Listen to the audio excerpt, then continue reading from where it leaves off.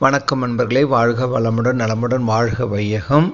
நம்ம அபிராமி அந்தாதி பாடலை பலன் தரும் பதிகங்கள்ன்ற டாப்பிக்கில் தொடர்ந்து சிந்தனை செஞ்சு வந்துக்கிட்டு இருக்கோம். இன்று ஒரு தகவல் சுதாமா யூடியூப் சேனல் வழியாக. இதில் இன்னைக்கு நம்ம இது வரைக்கும் 20 பகுதிகள் பார்த்துருக்கோம். எல்லாமே நம்ம சேனலில் அப்லோட் பண்ணியிருக்கோம். இதில் டிஸ்கிரிப்ஷன் பாக்ஸில் இணைக்கிறோம். இப்போ 21வது பகுதியில் நம்ம 3 பாடல்கள் பார்க்க இருக்கிறோம். விளக்கத்தையும் பார்க்குறோம். பணம், பொருள், செல்வம் சேர்றதுக்கு, அதாவது சேருவது மட்டும் இல்லை, அது நமக்கு நீடித்து நிலைக்கக்கூடியதாக இருக்க வேண்டும். சும்மா வரும் ஆனால் போயிடும், வரும் போகும்னு இருக்கக்கூடாது. அதுதான் இங்கே ரொம்ப ரொம்ப முக்கியம். சொல்ல வேண்டியதும் அதுதான்.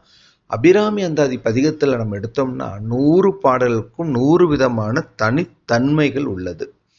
அதை நம்ம ஒவ்வொன்றும் பாராயணம் பண்ணும்போது அதுக்குண்டான பலன் நமக்கு கண்டிப்பாக கிடைக்கும். அதனால தான் அபிராமி பட்டர் அனைத்து பாடலும் நமக்காக எழுதி கொடுத்துட்டு போயிருக்கார். இப்போ பாடல் எண் 15 பார்க்கலாம். செல்வம் மற்றும் மோட்சத்தை ரெண்டுமே பெற்றுத்தரும் பதிகம் இந்த ஒரு பதிகம்தான். பாடலை பார்த்துட்டு தொடர்ந்து அதோட விளக்கத்தையும் பார்க்கலாம். தன்னளிக்கு என்று முன்னே பல கோடி தவங்கள் செய்வார், மண் அளிக்கும் செல்வமோ பெறுவார் மதி வானவர்த்தம், விண்ணளிக்கும் செல்வமும் அழியா முத்தி வீடும் அன்றோ, பண்ணளிக்கும் சொற்பறியாமலை பைங்கிலியே. தன்னளி மேகத்துல நீர் திரண்டு நிற்கும், ஓகேங்களா? அதுல முன்னே பல கோடி தவங்கள் செய்வார்கள். அதாவது சித்த மகா புருஷர்களும் தவம் செய்வாங்க, அசுரர்களும் தவம் செய்வாங்க, எல்லாரும் தவம் செய்யறாங்க. கடவுள் பிரம்மா விஷ்ணு எல்லாரும். இதுல 2 வகையா பிரிக்கிறாங்க. பொய்த்தவம், மெய்த்தவம். மெய்த்தவம்ன்றது தன்னுடைய நலனுக்காக இல்லாம பொது நலன் கருதி, உலக நலன் கருதி வேண்டுவோர் தான் மெய்த்தவம். பொய்த்தவம்ன்றது தனக்காக என்ன வேணுமோ, அசுரர்களை தனக்கு உண்டான வரத்தை வாங்கிக்கின எல்லாரையும் துன்புறுத்துவாங்க. அதனால அது பல கோடி தவங்கள் செய்வாங்க. எதுக்கு? மண்ணளிக்கும் செல்வமோ பெறுவார். மண்ணுன்னா பூமி.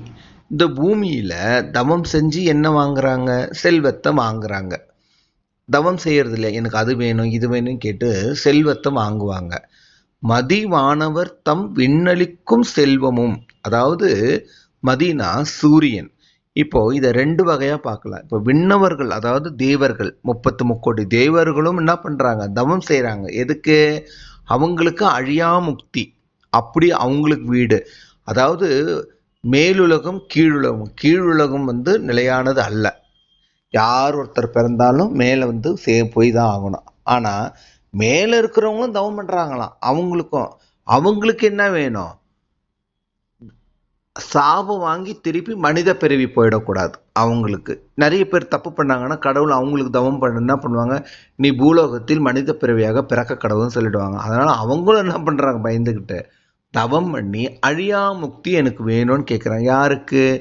பண் அளிக்கும் சொற்பரிமலை யாமலை பைங்கிலியே. பண்ணுன்னா அந்த காலத்துல, இப்ப ராகுன்னு சொல்றது, அன்னைக்கு ஒரு பாடலை பண்ணுன்னு சொல்லுவாங்க. அம்பாள் என்ன பண்றாளாம்? சியாமலைனா கரிய நிறத்தவள் அவள். அம்பாளோட அந்த பண் பாடல் அப்படி இருக்குமா? பைங்கிலியேன்னு சொல்லி பாடலை முடிக்கிறாரு. அடுத்த பாடல் பார்க்கலாம். ஏத்தும் அடியவர் ஈரேழு உலகினையும் படைத்தும் காத்தும் அழித்தும் திரிபவராம், கமல் பூங்கடம்பு சாத்தும் குழல் அணங்கே மனம் நாரும், நின்தாள் இணைக்கும் என் நாத்தங்கு புன்மொழி ஏறியவாறு நகையுடைத்தே. இது எவ்வளவு அழகா சொல்றாரு பாருங்க. ஏத்தும் அடியவர். இந்த ஏத்தும்னா என்னன்னா, அம்பாள் எல்லாரையும் கடை தேற்றுபவள். கடைத்தா எப்பேற்பட்டாலும் கடை தேற்றி விடுவாள் அம்பாள். இது 2 வகை. இப்போ சுவாமிமலை ஐயப்பன்லாம் சாமிகள் மாலை போடும்போது, மலை ஏறும்போது ஏத்தி விடப்பா தூக்கி விடப்பா, ஏத்தி விடப்பா தூக்கி விடப்பான்னு சொல்லுவாங்க. ஏன்? ஐயப்பனே நம்மள அந்த மலை மேலே ஏத்தி விடுறதா ஒரு ஐதீகம். அப்படியும் எடுத்துக்கலாம். அம்பாள் என்ன பண்றாரு? இவரு அபிராமி பட்டர் அம்பாளை ஏத்துகிறார்னா வழிபடுகிறார். அவரு மட்டும் வழிபடல, அம்பாளை யாரெல்லாம் வழிபடுறாங்க, காக்கரையும் அழித்தலையும் படைக்கும் தொழில மும்மூர்த்திகளுமே யார் வழிபடுறாங்க? ஈரேழு உலகனுக்கும் தாயான திரிபுர சுந்தரிய வழிபடுறாங்க. அவள் எப்பேற்பட்டவளாம்? கமல் பூங்கடம்பு சாத்தும், அதாவது நல்ல கம கம கமன் வாசம் வர கடம்பு மலர. அம்பாள் கடம்ப வனத்துல தானே தவம் செஞ்சா சிவபெருமான்கிட்ட சண்டை போட்டுக்கிட்டு. ஸோ அப்போ அந்த கடம்ப மலர்கள் கமழுமா. அது சூடினா எந்த பூக்கள், இப்போ ஒரு நக்கீரருக்கும் சிவபெருமானுக்குமே ஒரு சண்டை நடந்தது. இயற்கையிலே கூந்தலுக்கு மனம் இருக்கா, இல்லை பூக்களை சூடுவதனால்தான் கூந்தலுக்கு மனம் சொல்லிட்டு சண்டை போடுவார் இல்லையா? அதை தான் இங்கே சொல்றாங்க. அந்த கடம்ப மன சூடினது குழல் அணங்கே மனம் நாரும். அதை சூடின அந்த முடி கூட அப்பேற்பட்ட ஒரு என்னது வருமா, வாசம் வருமா. நின் தாள் இணைக்கும் என் நாத்தங்கு. இப்ப எப்படி முடிக்கிறார் பாருங்க. உன்னுடைய திருவடிகளை இணைக்கும், என்ன சொல்றாரு, என் நாத்தங்கு. நாத்தங்குன்னா என்ன? என் நாவிலிருந்து வர்றது புன்மொழி. அவர் பாருங்க, இன்மொழி இன்சொல் அப்படிலாம் சொல்ல, புன்மொழியா. யாரு? அபிராமி பட்டர் பாடுற தமிழ் புன்மொழியா. ஏறியவாறு நகையுடைத்தே. உன்னைய எப்பேற்பட்டவங்களும் பாடியிருக்கிறாங்க, அதுல என்னையும் உன்னை பாட வச்சியே. அப்படி என்ன நான் உனக்கு தமிழ்ல பாடிட்டேன், நான் பாடுறதெல்லாம் ஒரு தமிழா?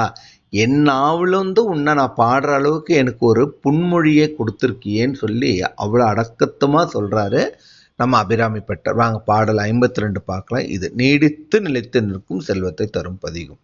இதுல பாருங்க எப்படிலாம் அம்பாளை புகழறான் பாருங்க. வையம், துரகம், மதகரி, மாமகுடம், சிவிகை, பெய்யும், கனகம், பெருவிலை, ஆரம், பிறை முடித்த ஐயன், திருமலையான் அடித்தாமரைக்கு, அன்பு முன்பு செய்யும் தவம் உடையார்க்கு, உளவாகிய சின்னங்களே.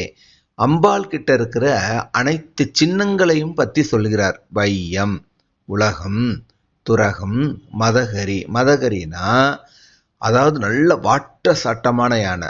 ராஜாங்கள்லாம் வச்சிருப்பாங்க. சோர்வா இருக்கிற வயசான யானையெல்லாம் இல்லாம நல்ல இளம் யானையா, நல்ல சுறுசுறுப்பா, நல்ல வாட்ட சாட்டமா இருக்கு யானை.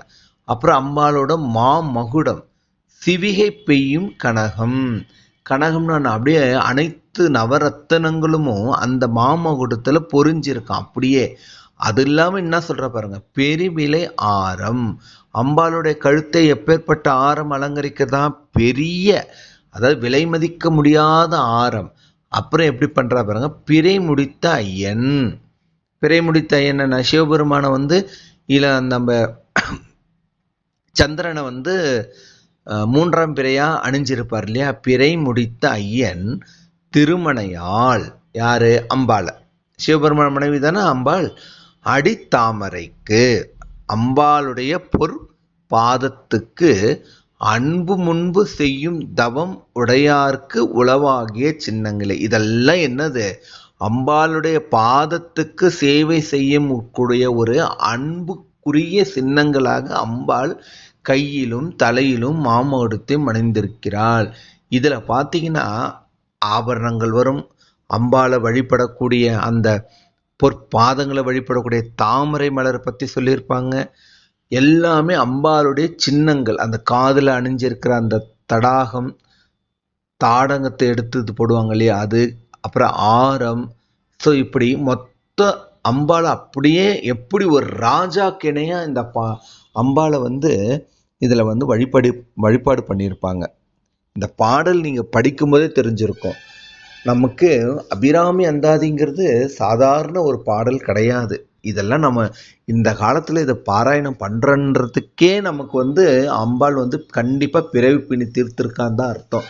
ஏன்னா ஒவ்வொரு பாடல்களுமே அதுல தான் முடியும். அபிராமி பட்டருக்கும் அவரும் ஒரு இதுக்கு முன்னாடி நம்ம பழந்திருப்பதிகள் ஒரு பகுதியில இந்த பிறவி பிணி தீர்க்கிறதுக்கு அவருக்குமே கன்ஃபார்ம் பண்ணிட்டார். பாடல் எண் 85ல நமக்கும் சேர்த்து அந்த பாடலை பாராயணம் பண்ணும் பிறவி பிணியை தீர்த்து வச்சிருப்பார். இதை விட ஒரு என்ன சொல்ற மெய்த்தவம் யாருன்னா பண்ணுவாங்களா? அபிராமி பட்டர் நமக்காக பண்ணியிருக்கார். அவருக்கு அப்பவே தெரிஞ்சிருக்கு பின்னாளில் இதெல்லாம் தான் நடக்கும்னு. என்ன மக்களே, நம்ம சேனல் இது வரைக்கும் சப்ஸ்கிரைப் பண்ணலாம், சப்ஸ்கிரைப் பண்ணுங்க. உங்க ஃப்ரெண்ட்ஸ் ஃபேமிலிக்கு ஷேர் பண்ணுங்க, லைக்ஸ் கொடுங்க. இந்த பாடலை பாராயணம் பண்ணிக்கிட்டே வரும்போது நாம நினைச்சது நடக்கும், நினைச்ச வண்ணம் நடக்கும். கண்டிப்பாக இதை தொடர்ந்து நிறைய பேர் கமெண்ட்ஸ் பாராயணம் பண்ணுறது ரொம்ப நன்றி. வணக்கம்.